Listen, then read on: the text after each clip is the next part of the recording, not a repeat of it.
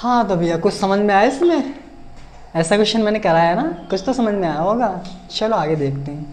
क्या कह रहा है, दो बिंदु आवेश, एक बिंदु आवेश कितना है अपना +5 × 10⁻⁹ इससे 1 मीटर की दूरी पर एक दूसरा आवेश है, वो कितना है 10 × 10⁻⁹। हमको निकालना है इसके किस बिंदु पर वैद्युत क्षेत्र की तीव्रता 0 होगी। तो हम लोग मान लेते हैं पहले आवेश से r(x) दूरी पर एक बिंदु है O है, जिस पे वैद्युत क्षेत्र की तीव्रता 0 होगी। जब ये x है तो ये इतनी कितनी होगी, पूरी थी 1 में से इतनी माइनस कर दोगे, ये आ जाएगी 1 - x हो जाएगी। तो यहाँ पर वैद्युत क्षेत्र निकलेंगे 2, हम लोगों ने पढ़ा है, ये होगा E2, ये होगा E1। तो E2 कितना निकलेगा, E2 किसके कारण निकला, इसके कारण। E2 बराबर क्या हो जाएगा, हम लोगों ने फॉर्मूला एक पढ़ा था वैद्युत क्षेत्र की तीव्रता का, क्या होता है वो E = 1/4πε0 Q/r²। ये वैद्युत क्षेत्र की तीव्रता का फॉर्मूला होता है, यही फॉर्मूला हम लोग इसमें लगाएंगे E2 के लिए। E2 के लिए 1/4πε0 क्यों कितना दिया गया इसके लिए 5 × 10⁻⁹, और इसके लिए r कितना है x, मतलब x का स्क्वायर हो जाएगा। और E1 निकालेंगे, E1 बराबर 1/4πε0। बाद में हम देख लेंगे, हाँ अभी बाद में, ठीक है। देखो E1 निकाल लिया, E2 कैसे निकालेंगे, E2 के लिए अपना ये है क्यों कितना 10 × 10⁻⁹, और इसके लिए r कितना ये 1 - x का होल स्क्वायर। अब यहाँ पर E1 और E2 दोनों की वैल्यू सेम होगी क्योंकि एक दूसरे के विपरीत डायरेक्शन में है। तो E2 बराबर होगा किसके, E1 के। तो E2 की वैल्यू कितनी रखी जाएगी, E2 की वैल्यू ये 1/4πε0 5 × 10⁻⁹ बट्टे में x² बराबर E1 की वैल्यू ये पूरी उठा के यहाँ रख दो 1/4πε0 10 × 10⁻⁹ बट्टे में 1 - x²। इसमें जो सेम होता है उसको हम लोग काट देते हैं। 1/4π ये कट गया, 10⁻⁻⁹ 10⁻⁻⁹ कट गया, बच्चा जो हम लोग बाद में काट देंगे। 5 नीचे x² बराबर ऊपर क्या है 10, नीचे क्या है 1 - x²। 5 × 5 5 × 10, जो बचा उसको हम लोग यहाँ पर उड़ा लेते हैं।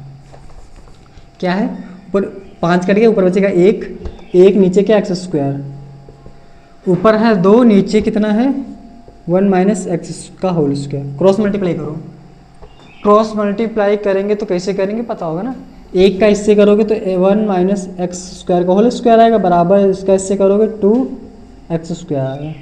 इसको सॉल्व करना थोड़ा सा कठिन होता है। देखो क्या करेंगे, होल स्क्वायर है, इसको भी होल स्क्वायर करना पड़ेगा। हमको पता है कोई नंबर लिखा है इसको हम लोग √2 लिख सकते हैं ना, ऐसे इसको √2 लिख सकते हैं, मतलब √2 का स्क्वायर लिख सकते हैं। या फिर एक काम करो, ये स्क्वायर उधर जाएगा रूट में हो जाएगा ना, सभी को पता है 1 - x, ये उधर जाएगा रूट में हो जाएगा, रूट अंदर क्या है 2x²।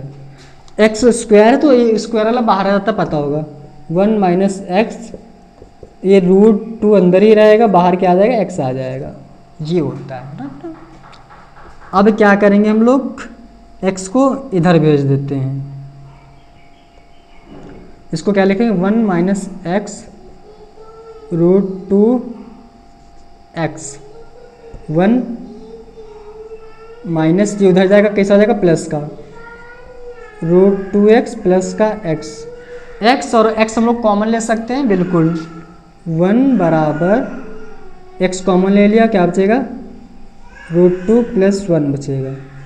x की वैल्यू निकालने के लिए हम लोग क्या करेंगे, इसको बट्टे में भेज देंगे, तो ऊपर बचेगा 1, नीचे आ जाएगा √2 + 1 बराबर x। परिमेयकरण इसको कर देंगे हम लोग। परिमेयकरण कैसे करते हैं, साइन सब कुछ सेम रहता है, हम लोग यहाँ इसे लिखते हैं x बराबर 1/√2 + का 1, परमीकरण करने के लिए हम लोग क्या कहते हैं, साइन यही रहता, बाकी सब चेंज कर देते हैं। ऊपर नीचे गुणा करोगे, √2 + 1 का, अरे हटाओ, तुमको परमीकरण करना में दिक्कत होती होगी। क्या करो, √2 की वैल्यू तो क्या होती है 1.414, √2 की वैल्यू 1.414 + 1 ऐड कर दो, 1 में 1 ऐड करोगे 2.414, पॉइंट रहा है 3 से बढ़ा लिया, x बराबर 1002414 डिवाइड कर देंगे, आंसर आ गया। डिवाइड हम लोग कर लेते हैं, 2414 डिवाइड किससे करना, 100 से,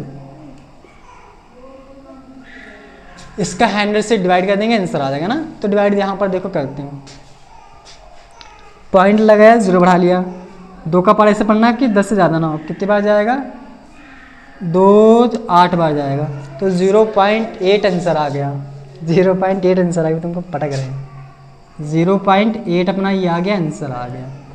तो 0.8 मीटर की दूरी पर अपना वैद्युत क्षेत्र की तीव्रता 0 होगी। तो ये अपने सारे के सारे न्यूमेरिकल सॉल्व हो गए। हम लोग अगली क्लास में लेकर आएंगे चैप्टर 2, जो क्या होता है गॉस की प्रमेय तथा उसके अनुप्रयोग। बहुत अच्छा टॉपिक है, बहुत सारे न्यूमेरिकल्स में रहेंगे और इम्पोर्टेंट डेरिवेशंस रहेंगे। तो मिलते हैं हम लोग अपनी नेक्स्ट क्लास में। अभी के लिए हम लोग चलते हैं, चैप्टर पूरा ख़त्म हो गया है। मिलते हैं नए जोश के साथ नई क्लास में। Tata, bye bye.